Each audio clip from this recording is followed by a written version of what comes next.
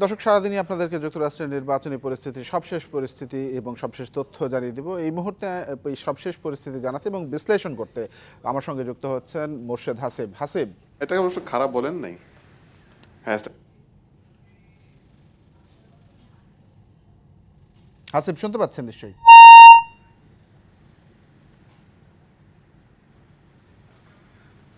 শুভ সকাল। আপনারা জানেন যে মার্কিন নির্বাচন চলছে, উত্তেজনা, চারিদিকে উত্তেজনা, কে জিতবে কে হারবে ফলাফল আসা শুরু হয়েছে এবং এরই মধ্যে অনেকগুলো ফলাফল আসছে। আমরা সেই বিষয়গুলো নিয়ে আপনাদেরকে সবশেষ আপডেট জানাবো। আমাদের কাছে যে রেজাল্ট এই মুহূর্তে আছে, আমরা দেখতে পাচ্ছি যে 122টি ইলেকট্রাল কলেজে জয় পেতে যাচ্ছেন জো বাইডেন, আর 92টিতে জয় পেতে যাচ্ছেন ডোনাল্ড ট্রাম্প। তো সব কিছু মিলে উত্তেজনা কিন্তু প্রচণ্ড এবং এবারই অন্তত গত 100 বছরে আমরা যেটা দেখেছি যে আমেরিকার গণমাধ্যমগুলো বলছে গত 100 বছরে আসলে এই ধরনের উত্তেজনা আমেরিকা ইলেকশন নিয়ে দেখা যায়নি। তবে সেই সব বিষয়ে আলোচনা করব। আমাদের সাথে বিভিন্ন জায়গা থেকে, যুক্তরাষ্ট্রের বিভিন্ন জায়গা থেকে বিভিন্ন মানুষ যোগ দিবেন। আমাদের সাথে যোগ দিবেন সাবেক পররাষ্ট্র সচিব শহীদুল হক। সব কিছু নিয়ে আলোচনা করব। তার আগে আমরা একটু নিউজ রুম থেকে সবশেষ আপডেটটা জেনে আসতে চাই আমাদের সহকর্মী শাকিলের কাছ থেকে। শাকিল, এই পর্যন্ত কতগুলো রাজ্যের ফলাফল এসছে এবং এক্সিট পোল কি বলছে? ধন্যবাদ। আমরা আসলে সকাল থেকেই মার্কিন গণমাধ্যমগুলো পর্যবেক্ষণের চেষ্টা করছিলাম। যুক্তরাষ্ট্রের বেশিরভাগ গণমাধ্যম কিন্তু আমরা সকাল থেকে যে ভোট ফল গণনার যে হার দেখছি, সেক্ষেত্রে কিন্তু এ পর্যন্ত আমরা ট্রাম্প বাইডেন দুই প্রার্থী কিন্তু এ পর্যন্ত 5টি কিংবা 6টি করে রাজ্যের যে ইলেকট্রাল কলেজ ভোট সেগুলি পুরোপুরি নিশ্চিত জয় করেছেন, এরকম একটি খবর আমরা পাচ্ছি। এবং আমরা আল জাজিরার যে এক্সিট পোল দেখছি, সেখানে কিন্তু তারা বলছে যে এ পর্যন্ত 132টি ইলেকট্রাল কলেজ ভোটে মোটামুটি নিশ্চিত জয়ের পথে হচ্ছে বাইডেন। আবার সেখানে বলা হচ্ছে ট্রাম্প হয়তো 98টি কি 92টি এরকম আসন নিশ্চিত করেছেন। এর বাইরে যদি আমরা সিএনএন দেখি, সিএনএন কিন্তু সেখানে বলছে বাইডেন সবশেষ হচ্ছে 89 এবং ট্রাম্প হচ্ছে 72। এর বাইরে বিবিসি বলতেছে হচ্ছে জো বাইডেন হচ্ছে 89 এবং ট্রাম্প হচ্ছে 54টি। আমি যদি আরেকটু ক্লিয়ার করে আপনাকে বলি, সেক্ষেত্রে এ পর্যন্ত যে আমরা নিশ্চিত যেসব ফলগুলি গণমাধ্যমের কাছে আমরা দেখেছি, সেক্ষেত্রে ট্রাম্পের ক্ষেত্রে বলা হচ্ছে যে মিসিসিপির যে 6টি ইলেকট্রাল কলেজ, তারপরে আলাবামার 9টি, আরাকানসাসের হচ্ছে 6টি, ওকলাহোমার 7টি এবং টেনেসির 11টি। টোটাল এই 5 রাজ্যের 39টি হচ্ছে ইলেকট্রাল কলেজ। এগুলি কিন্তু ট্রাম্পের নিশ্চিত জয়ের কথা বলছে গণমাধ্যমগুলো, যেটা এক্সিট পোলে আমরা দেখছি। এবং ট্রাম্প যেসব রাজ্যে এগিয়ে রয়েছে, আপনার মাধ্যমে সেগুলো দর্শকদের জানিয়ে দিচ্ছি যে ফ্লোরিডা বলা হচ্ছে যে অন্যতম সুইং স্টেট, এবং এই ফ্লোরিডায় যিনি জয় নিশ্চিত করেন বলা হয় তিনিই কিন্তু মার্কিন প্রেসিডেন্ট হন, শেষ দৌড়ে এগিয়ে থাকেন। এবং এ পর্যন্ত আমরা এক্সিট পোলে দেখছি যে ফ্লোরিডার যে 29টি ইলেকট্রাল কলেজ, সেখানে কিন্তু জয়ের পথে এক ধরনের হচ্ছে ট্রাম্পের। এরপরে মিশিগান নিয়ে অনেক ধরনের প্রচারণা ছিল যে মিশিগানে হয়তো বাইডেন জয় করবেন, কিন্তু এক্সিট পোল বলছে সেখানে 16টি ইলেকট্রাল কলেজ মিশিগানের সবগুলিতে কিন্তু এগিয়ে হচ্ছে ডোনাল্ড ট্রাম্প। এরপরে জর্জিয়া, বাইডেন কোন কোন রাজ্যে এগিয়ে আছে? আচ্ছা, বাইডেনের হচ্ছে আমরা একটু বলি, বাইডেনের আমরা যতদূর পেয়েছি যে 5টি স্টেট যেখানে নিশ্চিত জয়ের নিশ্চিত করতে যাচ্ছেন তিনি। একটি হচ্ছে ম্যাসাচুসেটসে হচ্ছে 11টি, ডেলাওয়ারের 3টি, ডেলাওয়ার কিন্তু তার হোম মানে স্টেট যেটা বলা হয়। এরপরে কানেকটিকাটে হচ্ছে 7টি, ইলিনয়ে 20টি এবং নিউ জার্সিতে 14টি। মোট হচ্ছে 5টি স্টেটে 55টি ইলেকট্রাল কলেজ, যেটা তিনি নিশ্চিত জয় করেছেন। এর বাইরে আপনাকে একটু জানিয়ে রাখতে চাই, বাইডেন যেসব স্টেটে এগিয়ে রয়েছেন এ পর্যন্ত, মেরিল্যান্ডের যে 10টি ইলেকট্রাল কলেজ সেখানে কিন্তু বাইডেন এগিয়ে, এবং আরেকটি সুইং স্টেট নর্থ ক্যারোলাইনা, সেখানে 15টি, এবং টেক্সাস একটি বড় আসন সেটা আপনি জানেন, সেখানে কিন্তু 38টি ইলেকট্রাল কলেজ, সেখানে কিন্তু বাইডেনের জয়ের পূর্বাভাস দেখছি। এরপরে আরেকটি গত নির্বাচনে যেটি ট্রাম্প ছিনিয়ে নিয়েছিলেন, পেনসিলভেনিয়া। এবং আমরা মজার ব্যাপার, এই পেনসিলভেনিয়া কিন্তু হচ্ছে বাইডেনের জন্ম শহর, এবং কিন্তু গতকালকে তিনি তার দিন শুরু করেছেন গির্জায় গিয়ে, পরবর্তী কিন্তু তিনি পেনসিলভেনিয়ায় চলে গিয়েছেন, সেখানে ভোটারদের উদ্বুদ্ধ করার চেষ্টা করেছেন।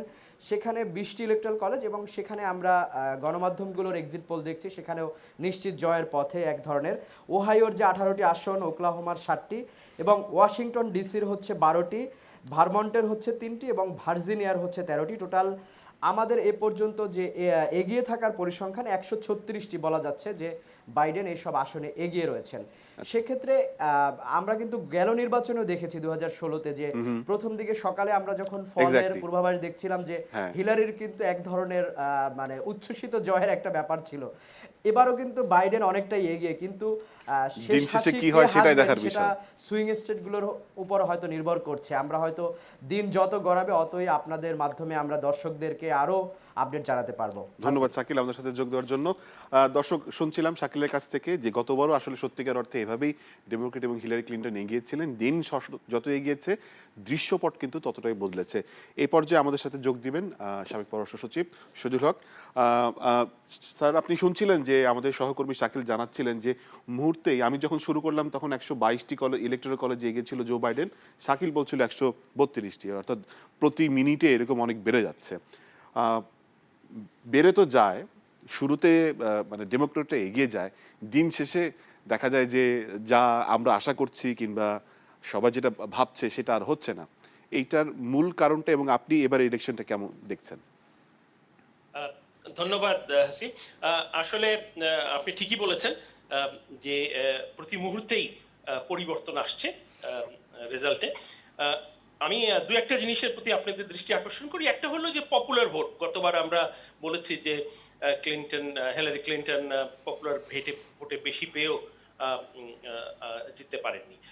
এবার কিন্তু আমরা দেখছি যে ট্রাম্প পপুলার ভোটে দুজনই সমান, বাট উনি 50% পেয়েছেন, বাইডেন 48% পেয়েছেন, সব কাছাকাছি।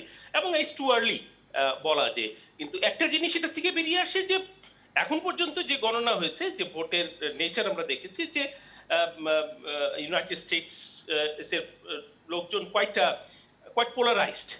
Exactly. এই জিনিসটা এক। দুই নম্বর হলো যে অনেকে ভেবেছিল ট্রাম্পের বিভিন্ন কারণে, কোভিডের কারণে হয়তো একটা আর্লি ল্যান্ডস্লাইড আসবে বাইডেনে, সেটা হয়নি। Trump is still fighting almost everywhere. So এই দুইটা। আর ন্যাচারালি আমি পরে আবার বলবো, কিন্তু আগে কথা ছিল যে কি ব্যাটল গ্রাউন্ড, যেটা একটা Pennsylvania, Florida, Georgia, north Carolina, Ohio. এইখানে পেনসিলভেনিয়া আগে আছে, কিন্তু ফ্লোরিডায় মনে হচ্ছে না বাইডেন শেষ পর্যন্ত জিততে পারবেন। আমার মনে হয় এটা খুব আর্লি, কারণ আমেরিকাতে একটা বড় দেশ এবং বিভিন্ন টাইম জোনে আছে, অনেকের ভোট এইমাত্র শেষ হলো, অনেকেরটা কাউন্ট শেষ হয়ে গেছে। সো আমার মনে হয় যে এখন বলা কঠিন, এটা দুই দিকেই যেতে পারে। যে কোনো একটা সারপ্রাইজ কিন্তু আমরা আশা করতে পারি। আচ্ছা, আপনি যে সারপ্রাইজের কথা বলছেন সেই সারপ্রাইজ আমরাও মাথায় রেখেছি, কিন্তু যদি কোনো কারণে আমরা দেখলাম যে এবার তরুণ ভোটাররা অনেক ভোট দিয়েছে, তো তরুণ ভোটাররা সাধারণত আমেরিকায় ভোট দিতে চায় না, কিংবা আমেরিকানরা আসলে সত্যিকার অর্থে বাংলাদেশে কিংবা ভারতীয় কিংবা অন্যান্য আমাদের এই অঞ্চলের দেশগুলোর মতো ভোট মানে ভোটের প্রতি, তাদের নির্বাচনের প্রতি এক ধরনের অ্যাফেকশন কাজ করে না, যেটা আমরা এবার দেখতে পেলাম। তো সেইটা কি আসলে বড় ইস্যুতে হিসেবে কাজ করবে যেই জিতুক প্রেসিডেন্ট হিসেবে, নাকি করোনাকালীন সময়ে মানে আমেরিকায় যে পরিমাণে মৃত্যুর হার দেখেছি কিংবা শনাক্তের হার দেখেছি সেইটা তাদেরকে এফেক্ট করবে, যে পরবর্তীতে যে প্রেসিডেন্ট হোক সে যদি আমার স্বাস্থ্য নীতি ঠিকভাবে না চালায়, কারণ ইউএসএতে হেলথ কেয়ার এক্সট্রিমলি এক্সপেন্সিভ, এবং এটা মানে সাধারণ কিংবা নিম্ন মধ্যবিত্তের পক্ষে এটা বেয়ার করা পসিবল না। Do you think that's going to be another factor?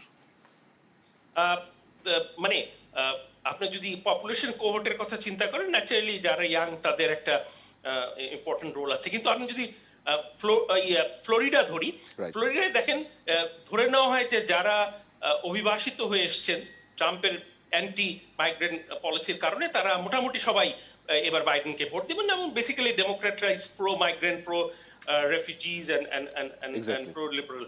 তো এটা কিন্তু হয়নি। ল্যাটিনো ম্যানরা মোটামুটি ফ্লোরিডায় সবাই ট্রাম্পকে ভোট দিয়েছে, going against the tide. So এইটা বলা কঠিন, কিন্তু একটা ফ্যাক্টর খুব বড় করে আমার মনে হয় আসছে আর্লি। আমার মনে হয় আমার বন্ধু যারা স্ক্রিনে আছেন তারাও এটা দেখবেন, ওনারা ক্লোজলি দেখছেন, সেটা হলো সাবারবান ভোট। এইটা একটা বড় কোহর্ট হিসাবে ইমার্জ করেছে, এবং গতবার ট্রাম্প মোটামুটি সব জায়গায় সাবারবান ভোট নিয়ে গেছে। এবার সাবারবান ভোটে আমরা বড় ধরনের চেঞ্জ দেখছি, বাট রুরাল ভোটে কিন্তু ট্রাম্প সব জায়গায় এগিয়ে আছে। So these are also some of the factors, but আমরা এখন যাই বলি না কেন, it's very early in the counting. Thank you. Right. এবং ট্রাম্প যে কোনো কারণে হোক প্রচণ্ড আলোচিত সমালোচিত যাই বলি না কেন, সেই হিসেবে জো বাইডেন খুবই দক্ষ। সেদিন আপনার একটা ওয়েবিনার আপনি বলছিলেন যে প্রায় 27 বছরের বেশি সময় উনি মানে ফরেন মিনিস্ট্রি এবং সিনেট কমিটিতে নানান জায়গায় কাজ করেছে। সেই জায়গায় কি মানে ডেফিনেটলি আমেরিকান মানুষ চাবে না যে একজন দক্ষ রাজনীতিবিদ এবং বিশেষ করে যার সাথে বিশ্বের সবার সম্পর্ক ভালো কিংবা একটা গ্লোবাল পলিটিক্সের আন্ডারস্ট্যান্ডিং আছে, প্রপার আন্ডারস্ট্যান্ডিং আছে, সেই জায়গাটা কি তাদের ভোটারদের জন্য ম্যাটার করে? অত্যন্ত দুঃখের কথা যে আমেরিকানরা আসলে পৃথিবী সম্পর্কে খুব বেশি চিন্তা করে না, মানে বাল্ক। আমি ক্যালিফোর্নিয়া নিউ ইয়র্কের কথা বলছি না, ওয়াশিংটনের কথা বলছি না, এবং ওই জায়গায় দেখেন it's all likelihood that blue জিতে আসবে।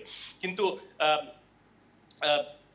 আমেরিকান মানে অধিকাংশ আমেরিকানরা এখন দেখা যাচ্ছে যে রিসেন্টলি আমি সকালে একটা পোল দেখছিলাম যে economy continue to remain the major factor, যে আমি কি ইকোনমিক্যালি ভালো আছি কিনা। আমার কোভিড হয়েছে, কোভিড ভালো হয়ে যাবে অন্যান্য অসুখের মধ্যে, এটা তো ক্যান্সার না, তাহলে ওইটা became less important 21%, whereas 31% important হলে আমার ইকোনমি কেমন করছে। সুতরাং অধিকাংশই আমেরিকা ভোট দিবে ইকোনমির উপরে, তারপরে রেশিয়াল ডিসক্রিমিনেশন সেটাও 21%, নট হাই। সো ইকোনমিতে ট্রাম্প কিন্তু রিলেটিভলি ভালো করেছে, মানে এটা স্বীকার করতে হবে। যদিও কোভিড এর পরে কোল্যাপস করেছে, but he was doing well. In fact Covid না থাকলে things would have been different today. তাদের জন্য কিন্তু পৃথিবী কিভাবে তাদেরকে দেখছে বা সম্পর্ক কি হবে, এটা খুব একটা তাদেরকে নাড়া দেয় না। যদি নাড়া দিত তাহলে ট্রাম্প আজকে প্রেসিডেন্ট থাকতেন না। ধন্যবাদ। আচ্ছা, জনসংযোগ আপনি আমাদের সাথে থাকেন, আমরা আপনার কাছে আবারও আসব। আমরা একটু দেখে নেই যে গতকালকে ভোট কেমন হয়েছে। সকাল 6টা থেকে রাত 9টা পর্যন্ত ভোট হয়েছে, ভোট শান্তিপূর্ণভাবে হয়েছে। এই বিষয়ে আমাদের সহকর্মী জাহানার একটা স্টোরি আছে, আমরা স্টোরিটা দেখে আসবো। নির্বাচন ঘিরে মার্কিনীদের এমন আগ্রহ দেখা যায়নি সাম্প্রতিক সময়ে। আগাম ভোটে গেলবারের মোট ভোটের হারকেও ছাড়িয়েছে টেক্সাস, হাওয়াই। ভৌগোলিক কারণে সবার আগে ভোট কেন্দ্রে দেখা যায় ওহাইও, নিউ জার্সি, ভার্জিনিয়ার বাসিন্দাদের। বেলা বাড়ার সাথে সাথে অন্য রাজ্যেও বাড়ে ভোটার উপস্থিতি। দীর্ঘ লাইনে দাঁড়িয়ে থাকতে দেখা যায় ভোটারদের। ভোট নিয়ে অনেকের মাঝেই শঙ্কা ছিল, তবে আমি নির্ভয়ে ভোট দিয়েছি।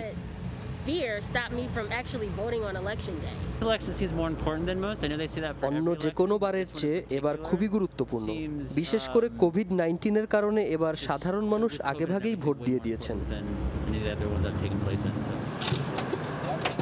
ফ্লোরিডায় কেন্দ্রে যেয়ে ভোট দেন ফার্স্ট লেডি মেলানিয়া ট্রাম্প। ভোট পরবর্তী সংঘাতের শঙ্কায় নিউ ইয়র্ক ও ওয়াশিংটন ডিসির অনেক প্রতিষ্ঠান বন্ধ করে দেওয়া হয়েছে। ভোটের ফলাফল পক্ষে না এলে সুপ্রিম কোর্টে যাওয়ার হুঁশিয়ারি দিয়েছেন প্রেসিডেন্ট ট্রাম্প।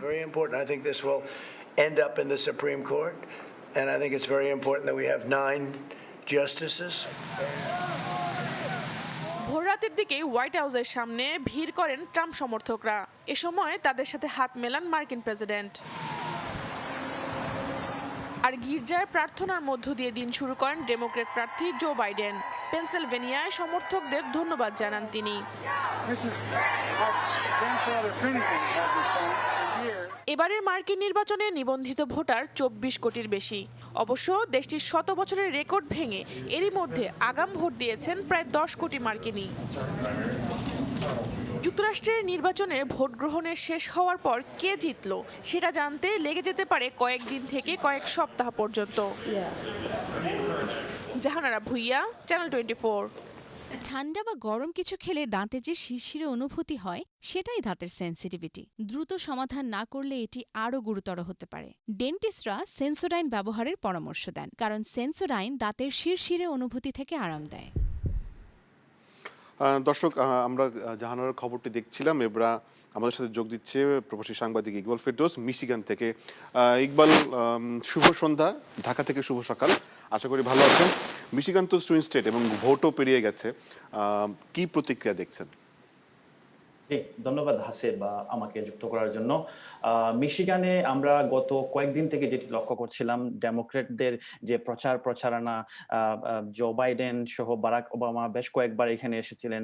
তো অনেকেই মনে করেছিল যে এবার ডেমোক্রেটদের পাল্লায় এই মিশিগানের সিটটি যাবে, কিন্তু সর্বশেষ তথ্য মতে কিন্তু মিশিগানটি রেড, যেটি রিপাবলিকানদেরই দেখা যাচ্ছে বেশিরভাগ, মানে তাদের পপুলার ভোট বলেন, এবং এখানে 16টি ইলেকটোরাল কলেজ ভোট রয়েছে। সো আসলে মিশিগানের এই যে ভোটের যে ফলাফল, আমাদের যারা কমিউনিটির কেউই এরকম প্রত্যাশা করেনি, আমরাও আসলে করিনি। গত কয়েকদিন থেকে সবাই মনে করছিল যে মিশিগানটা ডেমোক্রেটরা এবার পুনরুদ্ধার করবে, কারণ গত 2016-এর যে ইলেকশনে হিলারি ক্লিনটন এখানে মাত্র 10,000 ভোটের ব্যবধানে হারেন, যেটি প্রত্যেকটা প্রিসেন্টে যদি আমরা ভাগ করি তাহলে প্রতি প্রিসেন্টে মাত্র 2 ভোট ব্যবধান ছিল।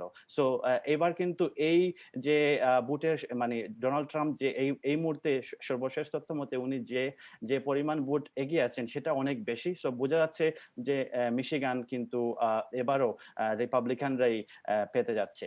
আর আপনি যদি আমরা কিন্তু এই ইলেকশনের এই ফলাফলটাই শেষ না।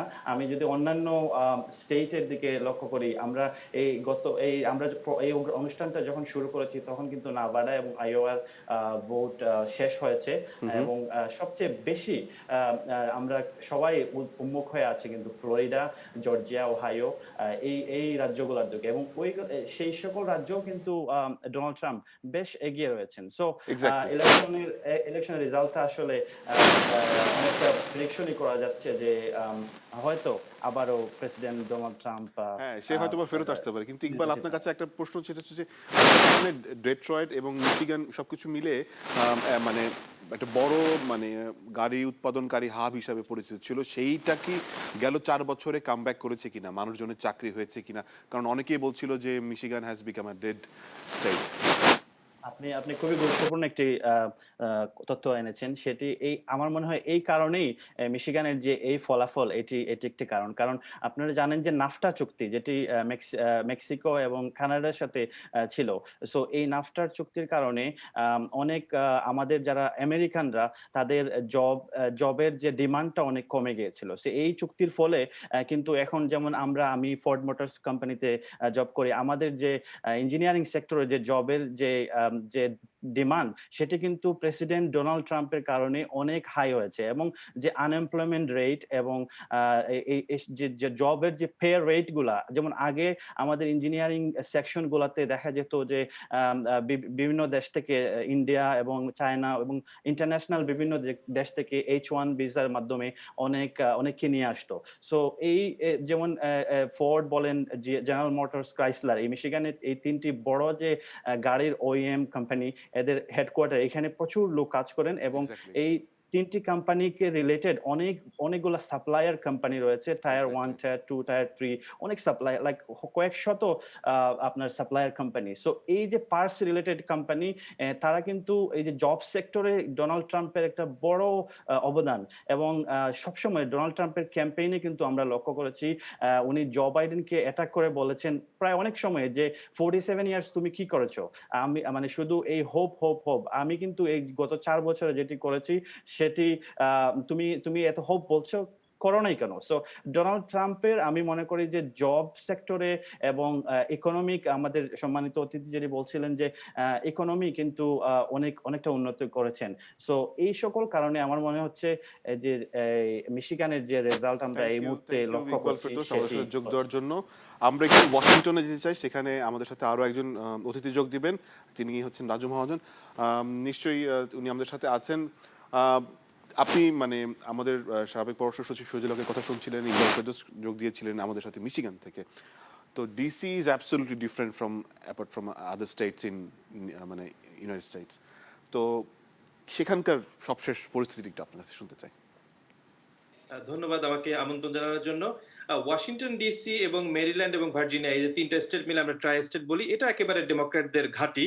এখানে ডেমোক্র্যাটরা জিতবেই। ভার্জিনিয়া কিছুদিন আগেও ব্যাটল গ্রাউন্ড স্টেট ছিল কিছুটা, কিন্তু এখন আর নেই। ভার্জিনিয়া এখন একেবারে ডেমোক্র্যাটদের স্টেট। তো তো এইসব জায়গায় সারাদিন বেশ ভালো ভোট হয়েছে, প্রচুর ভোট পড়েছে। এখানে ভোট প্রচুর পড়ে কারণ এখানে অনেক শিক্ষিত মানুষ থাকে, অনেক ভালো চাকরি লোকজন থাকে। তো এখানে ডেমোক্রেটরা খুব ভালোভাবে জিতছে। কিন্তু সমস্যা যেটা হচ্ছে যে সারা দেশে যতগুলি ব্যাটল গ্রাউন্ড স্টেট ছিল, বিশেষ করে Florida, north Carolina, Ohio, Michigan, Wisconsin, এই স্টেটগুলিতে আসলে ডেমোক্রেটরা ভালো করছে না। আমরা আশা করছিলাম যে ভালো করবে, কারণ ডোনাল্ড ট্রাম্প গত 4 বছরে এমন অনেক কাজ করেছে যেটা অনেক মানুষ পছন্দ করেনি, এবং আমাদের ধারণা ছিল যে এই অপছন্দের একটা প্রতিফলন ঘটবে ইলেকশনে, কিন্তু আসলে প্রতিফলন ওইভাবে ঘটেনি। প্রচুর ভোট পড়েছে, এটাও একটা ডেমোক্রেটদের জন্য আশাব্যঞ্জক কথা ছিল যে সাধারণত ধারণা করা হয় যে ভোট বেশি পড়লে ডেমোক্রেটরা জেতে, কিন্তু এবছর প্রচুর ভোট পড়ার পরেও ডেমোক্রেটরা ভালো করতে পারছে না, জো বাইডেন ভালো করতে পারছে না। তো এইটা একটা খুবই হতাশাজনক ঘটনা। এবং সাবেক পররাষ্ট্র সচিব উনি যে কথাটা বললেন যে আমেরিকানরা আসলে বহির্বিশ্ব আমেরিকানদের কিভাবে ভাবে, এই বিষয়টা নিয়ে তারা খুব একটা ভাবে না, এবং অন্য অনেক বিষয় নিয়েও ভাবে না। এবং অর্থনীতি, যে কথাটা বলা হয় যে অর্থনীতি আমেরিকা ভালো করছে, অর্থনীতি আসলে কিছু কিছু ক্ষেত্রে ভালো করছে, কিন্তু অধিকাংশ ক্ষেত্রে ভালো করছে না। যেমন আনএমপ্লয়মেন্ট রেট হয়তো কম ছিল, কিন্তু মিনিমাম ওয়েজটা এখনো অনেক কম, এবং সাধারণ মানুষ অনেকে তাদের অর্থনৈতিক অবস্থা ভালো না, বিশেষ করে নিম্নবিত্ত যারা, তাদের হেলথ ইন্স্যুরেন্স ভালো না, তাদের শিক্ষা ব্যবস্থা ভালো না। কিন্তু এই বিষয়গুলি আসলে ভোটাররা ভাবে না। এইটাই সবচেয়ে বড় সমস্যা, যে কারণে ডেমোক্র্যাটরা ভালো করতে পারে না। ডেমোক্র্যাটদের একটা খুবই মজার, মানে নেগেটিভ অর্থে মজার বিষয়, যে ডেমোক্র্যাটরা যাদের জন্য কাজ করে, সাধারণত দরিদ্র বা নিম্নবিত্ত মানুষদের জন্য ডেমোক্র্যাটরা কাজ করে, কিন্তু এই মানুষগুলোই কিন্তু ডেমোক্র্যাটদের ভোট কম দেয়। এই মানুষগুলো আবার রিপাবলিকানদের ভোট বেশি দেয়। তো এই নানাবিধ ক্যালকুলেশনের কারণে এই বছর আশা করা হচ্ছিল যে ডেমোক্রেটরা হয়তো ভালো করবে, কিন্তু শেষ পর্যন্ত ভালো করছে না। যদিও এখনো টু আর্লি টু সে, অনেক স্টেটে এখনো রেজাল্ট আসেনি, এবং এখন পর্যন্ত কিন্তু ডেমোক্রেটদের স্ট্রং হোল্ড বলে যে কথাগুলি, যে স্টেটগুলিকে বলা হয়, তার কোনো স্টেট এখনো ডেমোক্রেটরা লুজ করেনি। কিন্তু ব্যাটল গ্রাউন্ড স্টেট থেকে অ্যাটলিস্ট 2-3টা পিক না করতে পারলে জো বাইডেনের পক্ষে জেতা সম্ভব না। এবং এখন পর্যন্ত, মানে আপনাদের সঙ্গে কথা শুরু করার আগ পর্যন্ত আমি যেটুকু ফলো করছিলাম, এখন পর্যন্ত কোনো সাইন দেখছি না যে একটাও ব্যাটল গ্রাউন্ড স্টেট হয়তো জিততে পারবে। সাউথের কিছু স্টেট, যেমন ধরেন জর্জিয়া, টেক্সাস, অ্যারিজোনা, এইসব জায়গায় হয়তো ডেমোক্রেটরা গত বছরের চেয়ে ভোট বেশি পাবে, কিন্তু ভোট বেশি পেয়ে লাভ নেই যদি না তারা জিততে পারে। মানে হয়তো দেখা যাবে যে জর্জিয়ায় খুব অল্প ভোটের ব্যবধানে হারছে, টেক্সাসে অল্প ভোটের ব্যবধানে হারছে, অ্যারিজোনায় অল্প ভোটের ব্যবধানে হারছে, কিন্তু আলটিমেটলি যদি জিততে না পারে তাহলে আসলে লাভ নেই। আচ্ছা, ধন্যবাদ রাজু মোহাম্মদ আমাদের সাথে যোগ দেওয়ার জন্য। দর্শক, সময় হলো একটা বিরতি, সাথে থাকুন, ফিরছি একটু পর।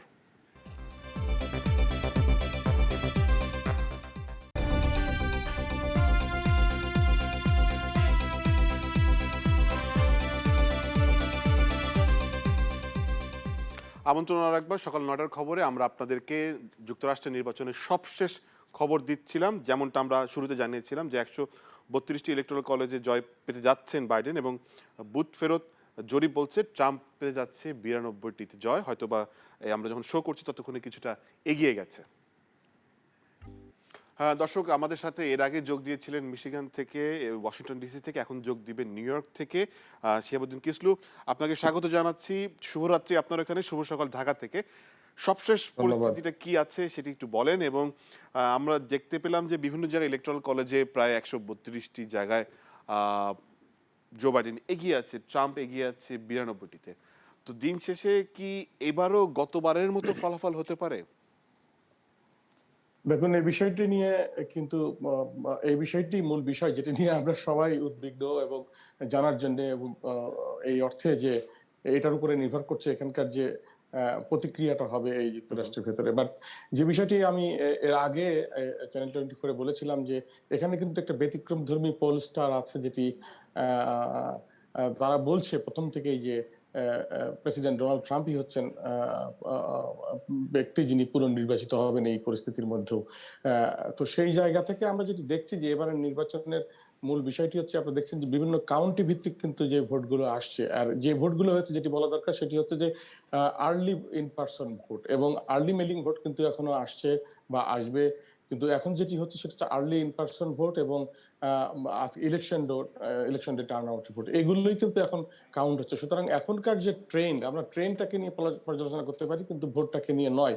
যদিও এর আগে পরিষ্কারভাবে আমাদের মাননীয় সাবেক পররাষ্ট্র সচিব বলেছেন যে আসলে পপুলারিটি ভোটের বিষয়টি, এটা কিন্তু অত্যন্ত গুরুত্বপূর্ণ বিষয়। দেখেন যে প্রেসিডেন্ট ট্রাম্প কিন্তু এখনো পপুলার ভোটে এগিয়ে রয়েছেন, কিন্তু যদি ইলেকট্রাল ভোটের যে কথা বলা হচ্ছে, এটি কিন্তু প্রজেকশন, এটা কিন্তু আমরা যেটা বলছি এটা কিন্তু নিশ্চিত নয়। সেই প্রজেকশনে কিন্তু ডোনাল্ড ট্রাম্প জনমত পপুলার ভোটে এগিয়েছেন। এবং এখানে আরেকটা ব্যাপার আছে, যে সেটি হচ্ছে যে ইলেকট্রাল ভোটের ক্ষেত্রে যে কাউন্টি ভিত্তিক যে ভোটগুলো আসছে, সেখানে যে ডেমোগ্রাফিক যে ইম্প্যাক্ট গুলো আছে, সেটার কারণে কিন্তু এর ফলাফলটা একেবারে শেষ মুহূর্ত ছাড়া বলা যাবে না। তবে যে বিষয়টি আমরা দেখতে পাচ্ছি, যেটা এবারের সব নির্বাচনের যে বিষয়টি সবচেয়ে বেশি গুরুত্ব পাচ্ছে, যেটা আমরা আশা করেছিলাম যে বা ভাবছিলাম যে করোনা ভাইরাস হয়তো একটি গুরুত্বপূর্ণ বিষয়, কিন্তু মূলত অর্থনীতিটা সামনে চলে এসেছে। এবং সেই অর্থনীতির সঙ্গে সম্পৃক্ত অনেক কিছুই, এবং বিশেষ করে মিড ওয়েস্টের যে ইন্ডাস্ট্রিয়াল জোন রয়েছে যুক্তরাষ্ট্রের, সেই জোনগুলোতে যিনি জিতবেন তিনি কিন্তু আসলে বিজয় হবেন। সেই ক্ষেত্রে আমরা দেখছি যে নর্থ ক্যারোলিনা, মিশিগান, এই দুটো জায়গা এবং ওহাইও অত্যন্ত গুরুত্বপূর্ণ। বিশেষ করে নর্থ ক্যারোলিনা এবং মিশিগানে আমরা দেখছি যে ট্রাম্প কিন্তু লিড করছেন, ফ্লোরিডাতেও তাই। এবং এরকম একটি বিষয় দেখা যাচ্ছে, যদি জো বাইডেনের কিছুটা অপরচুনিটি বেশি রয়েছে, যিনি কয়েকটা রাজ্য হারালেও তার ক্ষেত্রে সমস্যা কিছুটা কম হবে যদি তিনি ওভারকাম করতে পারেন ফ্লোরিডা পেয়ে এবং টেক্সাস। কিন্তু ফ্লোরিডাতে আমরা দেখছি যে প্রেসিডেন্ট ডোনাল্ড ট্রাম্প রয়েছে, এবং সেখানে ল্যাটিনো ভোট, যেটা বিভিন্ন সেই ভোটগুলো কিন্তু ট্রাম্পের দিকেই যাচ্ছে।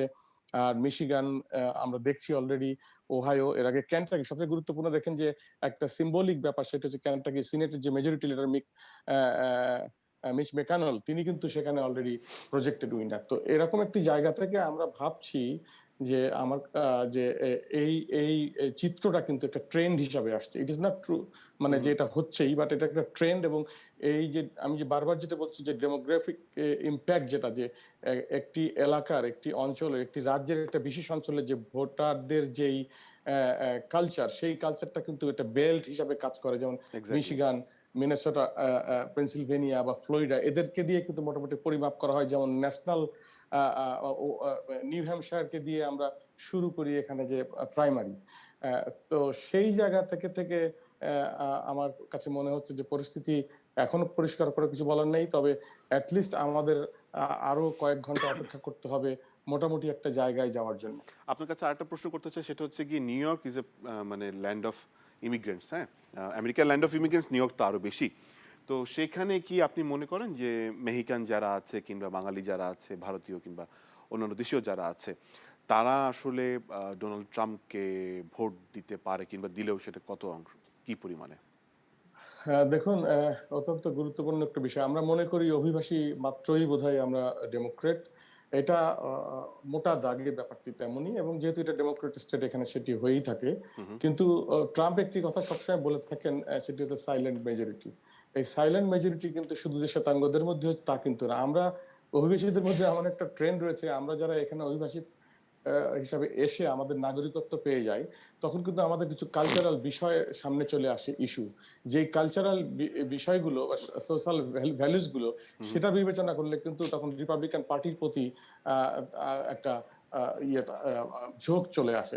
যেটা আরেকটা হচ্ছে যে ডেমোক্রেটরা যখন এখানে অভিবাসী নীতির ক্ষেত্রে, ডেমোক্রেটরা কিন্তু আমাদের খুব সহায়ক আমরা মনে করি, যদিও বাস্তবতা আমি অন্যভাবে বলবো যে ভিন্ন। কিন্তু যখন এই অভিবাসীরা যখন এখানকার নাগরিকত্ব পেয়ে যান বা এখানকার বৈধতা পেয়ে যান, আমি বলবো যে প্রতিটা মানুষই বৈধ মানে থাকার জন্য বৈধ কাগজপত্র পেয়ে যান, তখন কিন্তু তারা একটা ফ্রাস্ট্রেশনে ভোগেন। তার কারণ ডেমোক্রেটরা কিন্তু কখনোই আমাদের এই চাওয়া পাওয়াটাকে পূরণ করতে পারে না। আমাদেরকে সামাজিকভাবে নিরাপত্তা দেওয়ার ক্ষেত্রে, অর্থাৎ আইনগতভাবে অভিবাসী আইনের ক্ষেত্রে আমরা তাদের পক্ষ থেকে কিছুটা সুবিধা পাই, মানবাধিকার এবং নাগরিক অধিকার বিষয়ে যে আন্দোলনগুলো হয়, সেখানে আমরা সুবিধাগুলো পাই। কিন্তু আমাদের কিন্তু এই জায়গাটাতে আমাদের একটা বাধা আসে। আরেকটা জিনিস হচ্ছে যে দক্ষিণ এশীয় রাজনীতিতে, দক্ষিণ এশীয় অভিবাসীদের মধ্যে কিন্তু আমরা কিছুটা কোণঠাসায় বলা চলে। এখানে ভারত যথেষ্ট এগিয়ে রয়েছে, এবং আমাদের ফিলিপিনোরা সবচেয়ে বেশি ভোট। ফিলিপিনোরা কিন্তু এশিয়ার মধ্যে সবচেয়ে বেশি ভোট, অন্যদিকে ল্যাটিনোদের মধ্যে মেক্সিকানদের ভোটের সংখ্যায়। সেই ক্ষেত্রে আমাদের ভোটটা কম। কিন্তু আমি এবারে যেটা কথা বলেছি, আমি কয়েকজন প্রার্থীর সঙ্গে কথা বলেছি, ইন জেনারেল বাঙালিরা প্রবাসী বাংলাদেশিরা তারা জো বাইডেনের পক্ষেই যাচ্ছেন, তারা ইমিগ্রেশন এবং সুযোগ সুবিধার কথা ভেবে যাচ্ছেন। কিন্তু তার মধ্যে আমি দেখেছি সচেতন একটি বাংলাদেশি মহল যারা আসলে বিভিন্ন পেশার সঙ্গে জড়িত পেশাজীবী, তারা কিন্তু জো বাইডেনের দিকে যাচ্ছেন না। তারা কিন্তু প্রেসিডেন্ট ডোনাল্ড ট্রাম্পের দিকে এটা যাচ্ছেন। একটা শঙ্কার কারণ বলে আমার কাছে মনে হচ্ছে। আমি একটু ইকবালের কাছে যেতে চাই। মিশিগানে ইকবাল, আরেকটি কথা যেটি কিসলু বলছিলেন যে এই যে মেইন স্ট্রিমে মিশে যাওয়ার জন্য অভিবাসীদের যে টার্গেটটা, সেই টার্গেটের কারণে তারা হয়তো বা অনেক সময় ডেমোক্রেট থেকে রিপাবলিকান কাছে ঝুঁকে যায়। মিশিগানে এইটার পরিস্থিতি কেমন? কারণ আমরা জানি নিউ ইয়র্ক থেকে একটা বড় সংখ্যায় বাঙালি আপনারা মানে বড় সংখ্যায় বাঙালি মিশিগানে শিফট করেছে, এবং এটা আমি লাস্ট 2015-তে গিয়েছিলাম, তখনও দেখেছি অনেক বাঙালি আছে। এখন কি পরিস্থিতি, এবং এই মেইন স্ট্রিমে থাকার জন্য তাদের যে রাজনৈতিক মতাদর্শ ডেমোক্রেট টু রিপাবলিকান শিফট, এইটা কেমন দেখছেন আপনি? জি, জনাব কিসলু ভাই যেরকম বলছিলেন যে সচেতন একটি মহল কিন্তু ট্রাম্প রিপাবলিকানকে সমর্থন জানাচ্ছেন। আমি কয়েকজন এখানে একটা ছোট্ট খুব বেশি মানুষ না, Trump for Bangladeshi for Trump একটা সংগঠন করেছেন কিছু বাংলাদেশি মিলে। তাদের কয়েকজনের সাথে আমি কথা বলেছি যারা কিন্তু তারা ট্রাম্পকে সাপোর্ট করছেন। তো আমি জিজ্ঞেস করেছিলাম যে আপনারা কেন ট্রাম্পকে সাপোর্ট করছেন? তখন তাদের যে ভাষ্য, তারা বলছেন যে আমরা দেখুন, ডেমোক্রেটরা কিন্তু সবসময় বলে যে ইমিগ্রেন্ট বান্ধব, এবং তারা যুদ্ধ চায় না, বা দেখুন রিপাবলিকানরা কিন্তু সবচেয়ে বেশি ইমিগ্রেন্ট বান্ধব, এবং রিপাবলিকানরা সবসময় ইকোনমিকে বুস্ট আপ করে, এবং মূলত যারা ট্রাম্পকে সাপোর্ট করছেন তাদের বেশিরভাগ অংশই কিন্তু ইকোনমি এবং যে ওয়ার, এই বিষয়গুলোকেই বেশি গুরুত্ব দিচ্ছেন, এবং তারা মনে করছেন যে যদি আমেরিকাকে বিশ্বের শক্তিধর দেশ হতে হয় তাহলে ইকোনমিকে স্ট্রং করতে হবে, এবং ইকোনমি স্ট্রং করতে হলে ডেফিনেটলি রিপাবলিকানদেরকেই ভোট দিতে হবে। সো এখানে এই সংখ্যাটা একটু এর কাছ থেকে শুনতে চাই, আমরা রাজু মহাজনের কাছ থেকে শুনতে চাই যে আমরা দেখছি যে মেইন স্ট্রিমে মিশার জন্য বাংলাদেশি কিংবা ইমিগ্রেন্টরা এক ধরনের রিপাবলিকানকে সাপোর্ট করছে। Washington DC is a different place, এবং এখানে অফিস আদালত সবচেয়ে বেশি, সেখানে যারা থাকে তারা অত্যন্ত শিক্ষিত, মার্জিত, বুদ্ধিমান, এবং তারা সিভিল সোসাইটির একটা বড় অংশ বলা যায়। তো সেখানে বাঙালিরা কিংবা অভিবাসীদের যারা মেইন স্ট্রিমের সাথে মিশে যাওয়ার চেষ্টা করছে, সেখানে ট্রেন্ডটা কেমন, যদি আপনি একটু ছোট্ট করে বলেন। অন্যান্য জায়গার মতো এখানেও রিপাবলিকান বাংলাদেশিদের ভিতরে রিপাবলিকানের সংখ্যা খুবই কম, হাতে গোনা। এবং যে কথাটা আপনারা সবাই বলছেন যে মেইন স্ট্রিমে মেশার জন্য, আমি এই টার্মটার সাথে আসলে ব্যক্তিগতভাবে একমত না। তারা হয়তো অন্য কোনো কারণে হয়তো রিপাবলিকান পার্টি সমর্থন করতে পারে। যেমন এটা একটা কারণ হতে পারে যে ধরেন একজনের ফুল ফ্যামিলি তারা অলরেডি আমেরিকায় চলে আসছে, তো তখন তারা একটু চিন্তা করছে যে আর অভিবাসী দরকার নাই, আর ইমিগ্রেশনের দরকার নাই, আমার ফ্যামিলি যেহেতু চলে আসছে আমি এখন ভালো আছি। এইটা একটা কারণ হতে পারে। আরেকটা কারণ থাকে যে মানুষ একটু ব্যতিক্রমী হইতে চায়, যে আমার কমিউনিটি সবাই ডেমোক্রেট, আমি একটু রিপাবলিকান হয়ে অন্তত দেখতে ভালো লাগবে যে আমি একটু ডিফারেন্ট। কিন্তু মেইন স্ট্রিমে আসলে চাইলে আপনি ডেমোক্রেট হয়েও মিশতে পারেন, কারণ আমেরিকার 50% মানুষ তো ডেমোক্রেট, তাই না? তো ডেমোক্রেটদের ভিতরে তো মেইন স্ট্রিম আছে। তো ওই টার্মটার সঙ্গে আমি আসলে ব্যক্তিগতভাবে একমত না। তবে ওয়াশিংটন ডিসি এলাকায় বাংলাদেশিদের ভিতরে ডেমোক্রেটের সংখ্যা খুবই বেশি, রিপাবলিকানের সংখ্যা খুবই কম। আচ্ছা, ধন্যবাদ রাজু মহাজন আপনার কাছে। আমরা একটু আমাদের সাবেক পররাষ্ট্র সচিব সজল হক স্যারের কাছে যেতে চাই। স্যার, আপনাকে দিয়ে শো শেষ করব। আপনি শুনছিলেন আলোচনা যে কিভাবে এক জায়গা থেকে আরেক জায়গায় রাজনৈতিক মতাদর্শ চেঞ্জ, এগুলো কিভাবে কাজ করে। তো সেই জায়গাগুলো অবশ্যই আছে। আপনি কি মনে করছেন যে এগুলো তাদের নির্বাচনের ক্ষেত্রে ফ্যাক্ট হিসেবে কাজ করে কিনা? রাজু দিদি বললেন যে ঠিক আছে, আমার পরিবারের সবাই চলে এসছে, আমার আর আসলে I need to B different, and আমি যদি রিপাবলিকান দেশে থাকতে পারি তাহলে আমার আসলে বাকি জীবনটা নিরাপদে গেল। বিষয়টা কিরকম সেখানে? আসলে ধন্যবাদ। আসলে আর যে তিনজন সম্মানিত প্যানেলিস্ট আছেন, ওনারা ওই সোসাইটিতে থাকেন। আমরা তো হঠাৎ করে যাই, কয়েকদিন থেকে চলে আসি। সোসাইটাল ডিনামিক্স বোঝাটার জন্য ওই দেশই থাকতে হয়, এবং আমি মনে করি যে ওনারা যেভাবে জিনিসটা দেখেছেন ঠিক দেখেছেন। বাট আমেরিকা একটা অনেক বড় দেশ, এবং ওখানে সোসাইটির যে স্ট্রাকচার, ওটা এত ভ্যারিড যে আপনি যেই টাউনে আছেন ওই টাউনের politics may not be the politics or the norm of a next town. তো সুতরাং এই ধরনের জেনারেলাইজ করাটা খুব ডিফিকাল্ট। বাট আমরা দেখেছি যে একটা জিনিস খেয়াল রাখতে হবে যে আমরা রিপাবলিকান ভার্সেস ডেমোক্রেট নিয়ে ডিবেট করছি না পলিসি ওয়াইজ, এইটা ট্রাম্প ভার্সেস ডেমোক্রেট করছি। কারণ রিপাবলিকানদের যে ট্রেডিশনাল যে পলিসিস এন্ড ভ্যালুস ওইটা কিন্তু ট্রাম্প অ্যাডপ্ট করেনি, বরঞ্চ সে কিন্তু সবারটাই মিসনোমার মানে ভেঙে চুরে দিয়েছে। তো সেই জন্য এটা ট্রাম্প ভার্সেস ডেমোক্রেট কথা বলতে হবে। ওই জায়গা থেকে যদি আপনি পলিসি অ্যানালিসিস করেন তাহলে দেখবেন যে ট্রাম্প ইউনিল্যাটারালি সবকিছু বন্ধ করে দিয়েছে, মাইগ্রেশন বন্ধ করেছে, H-1B ভিসা বন্ধ করে দিয়েছে, তার নিজের দেশের ক্ষতি হচ্ছে সেই সমস্ত কার্য সে করেছে, specially on the migration field, এবং বলেছে যে আমেরিকা ইজ ফর আমেরিকানস। হ্যাঁ, এটা সেই আপনার সেই সিভিল ওয়ারের পরে আমেরিকানরা একসময় আইসোলেশনিস্ট পলিসিতে গিয়েছিল, তখন বলেছে যে আমাদের পৃথিবীর দিকে তাকানোর দরকার নেই, আমরা আমাদের নিজেদের মধ্যেই থাকি, আমেরিকা ফার্স্ট, আমেরিকা ফার্স্ট। এই কথাটা কিন্তু রিপাবলিকানদের কথা না, ট্রেডিশনাল রিপাবলিকদের কথা না, এটা ট্রাম্পের কথা। ওই জায়গাটা আমাদেরকে পলিসি অ্যানালিসিস করতে হলে ওই জায়গাটায় খেয়াল রাখতে হবে। এখন প্রশ্ন হলো যে ট্রাম্পের পলিসি কি মানে মেজরিটি আমেরিকান পছন্দ করছে? হয়তো করছে, আমার তো তাই মনে হয়, কেননা ইকোনমি ভালো করছে, সবাই মনে করছে যে চায়না তো সবকিছু নিয়ে যাচ্ছিল, উনি চায়নার উপরে $330 বিলিয়ন একটা ট্যাক্স বসিয়ে দিয়েছেন, এই টাকাটা আমরা পাবো। এই যে একটা পারসেপশন, মানুষ তো মানে everybody is not a researcher, ইনডেপথে যেহেতু দেখে না যে চায়নার সাথে ট্রেড ওয়ার করাতে আমেরিকার বড় একটা ক্ষতি হয়েছে, বিশেষ করে এগ্রিকালচারাল সেক্টরে। কিন্তু ওইটা তো কেউ দেখে না, ওরা ভাবে যে বাপের বেটা একটা কাজ করেছে, তো ওই অ্যাঙ্গেল থেকেও অনেকে ভোট দিচ্ছে। আর বেসিক্যালি তো মানে এডুকেটেড আমেরিকান সংখ্যা তো খুব বেশি না, তো কলেজে গ্রাজুয়েটস যারা নিচে আছে ওরা কিন্তু পৃথিবীটাকে খুব ছোট করে দেখে। সুতরাং ওই ছোট পৃথিবীর মধ্যে সে কিভাবে ভোট দিবে এটা বলাটা খুব কঠিন। It is much easier in New York and California and DC, even Pennsylvania, যেখানে একটা লং আরেকটু ছোট্ট করে জানতে চাই যে আপনি তো দুইটা অ্যাডমিনিস্ট্রেশনের সাথে কাজ করেছেন, হ্যাঁ, বিং এ ফরেন সেক্রেটারি। 2016 এর আগে একটা অ্যাডমিনিস্ট্রেশন ছিল, পলিটিক্যাল পার্টি ছিল, 16 পরে আরেকটা এসছে। আপনার কাজের অভিজ্ঞতা এবং বাংলাদেশ পার্সপেক্টিভ কতটুকু পরিবর্তন হতে পারে কিংবা আদৌ পরিবর্তন হবে কিনা যদি ছোট্ট করে বলেন। আচ্ছা, পরিবর্তন হবে কিনা এটা আমি পরে আসি, তার আগে আসি যে ট্রাম্প, আমি বলেছি যে ট্রেডিশনাল রিপাবলিকান ছিল না, সো তার কারণে উনি ফরেন পলিসির দিক দিয়ে তো স্টেট ডিপার্টমেন্টই আমাদের major and to some extent trade agencies, এরা কিন্তু এদেরকে একদম মানে যেটাকে বলে উনি সাইজ করে দিয়েছেন, বাংলায় বললে হয়। 39% স্টেট ডিপার্টমেন্টের অফিসিয়ালস স্টিল ভেকেন্ট, এক। দুই নম্বর, অনেকেই চাকরি ছেড়ে আমেরিকা অন্য জায়গায় চলে গেছে, ফলে ওই অ্যান্টি এস্টাবলিশমেন্ট সেন্টিমেন্টের কারণে অনেকটা আমরা দেখেছি যে প্রথম দিকে তো we were lost in terms of finding an interlocutor, especially South Asia division. ওইটা একটা আছে। In terms of policies, আমার মনে হয় যে এশিয়ার প্রতি মেজর কোনো শিফট আসবে না, বাইডেনই আসুক আর ট্রাম্পই আসুক।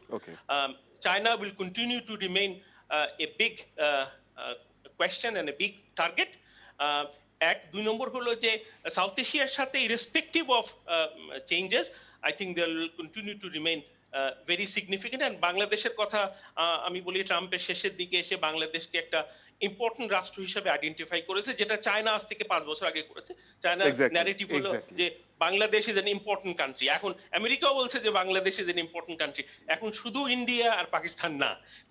এইগুলো আমার মনে হয় কন্টিনিউ করবে because of our own strength, because of economy, demography and strategic location. Thank you so much Shahidul Haque sir. আমরা একটু শাকিলের কাছে যেতে চাই। শাকিল, নিউজরুম থেকে আপনি শুরুতে আপডেট দিয়েছিলেন, এখন আমাদেরকে আবার একটু আপডেট দেন যে কে কতটা এগিয়ে আছে।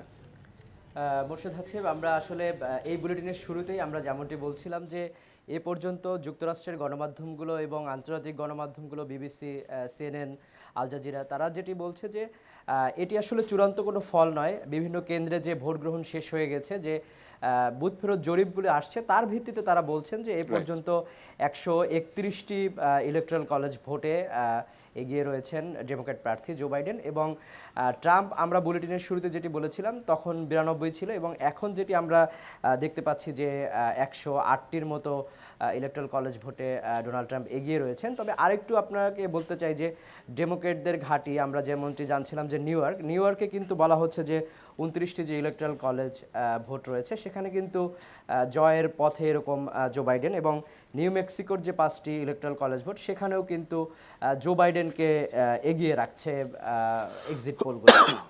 এবং যদি সুইং স্টেটগুলোর দিকে একটু বলি, যেমন আমাদের সম্মানিত অতিথিরা সবশেষ যে তথ্যগুলি বলছিলেন, যেমন গত বছর যেসব সুইং স্টেটগুলো রিপাবলিকানদের নিয়ন্ত্রণে ছিল, আপনার মাধ্যমে একটু দর্শকদের জানিয়ে দিতে চাই। যেমন ফ্লোরিডা কিন্তু একটি বড় ভূমিকা রাখে সবসময় জয় পরাজয়, সেটি কিন্তু 2016 সালে ডোনাল্ড ট্রাম্প নিয়ন্ত্রণে নেন। এবং হচ্ছে পেনসিলভেনিয়া, যেটি শেষ মুহূর্তে বলা হচ্ছে যে আসলে কে এখানে শেষ হাসি হাসবেন সেটা এখনও নিশ্চিত করে বলা যাচ্ছে না। এ পর্যন্ত কিন্তু বুথ ফেরত জরিপে সেখানে জো বাইডেনকে এগিয়ে রাখা হয়েছে, কিন্তু 2016 সালে এই সুইং স্টেটটিও কিন্তু রিপাবলিকান প্রার্থী ডোনাল্ড ট্রাম্প জয় পান। এবং আরেকটি যেটি মিশিগান, 2016 সালের নির্বাচনে এখানে কিন্তু ডোনাল্ড ট্রাম্প জয়ী হয়েছিলেন। এবার কিন্তু সবশেষ জনমত জরিপগুলো জো বাইডেনকে এই আসনে এগিয়ে রেখেছিল। আরেকটি স্টেট হচ্ছে জর্জিয়া, তারপরে নর্থ ক্যারোলাইনা, অ্যারিজোনা, মিনেসোটা, কিন্তু উইসকনসিন। এই যে শাকিল, আপনাকে ধন্যবাদ। এই পর্যায়ে আমরা আপনার কাছে আবার আসবো। সকলকে অসংখ্য ধন্যবাদ আমাদের সাথে থাকবার জন্য। আমরা আপনাদের নির্বাচনের সবশেষ আপডেট দিচ্ছিলাম। আমরা আবার নিউজ রুমে ফিরে যাচ্ছি সহকর্মী তানভীরের কাছে।